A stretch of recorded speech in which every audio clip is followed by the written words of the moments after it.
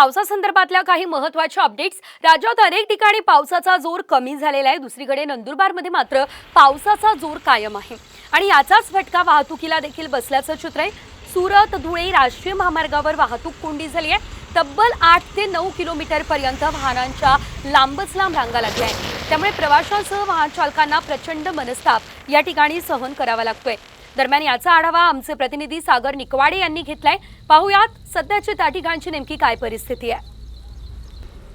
नंदुरबार जिल्ह्यातील नवापूर तालुक्यात काल मध्यरात्रीपासून सुरू झालेल्या मुसळधार पावसाचं रौद्ररूप पाहायला मिळालंय। त्यातच नवापूर शहरात असलेल्या रंगावली नदीला पूर आल्यामुळे राष्ट्रीय महामार्ग असलेल्या अमरावती सुरत या राष्ट्रीय महामार्गावरची आपण परिस्थिती बघू शकतो। एक 8 ते 9 किलोमीटर वाहनांची रांग जी ती या ठिकाणी लागलेली आपल्याला पाहायला मिळत आहेत। मोठ्या प्रमाणात वाहनधारक हे सकाळपासून या ठिकाणी रांगेत आहेत आणि कुठेतरी नेमकी जी सुरळीत कधी होतं हे पाहणं पण अतिशय महत्त्वाचं असणार आहे। 5 ते 6 तासांपासून ही जी वाहतूक आहे ती वाहतूक कोंडी झालेली आहे आणि आपण या ठिकाणी वाहनांची रांग आपण पाहू शकतो।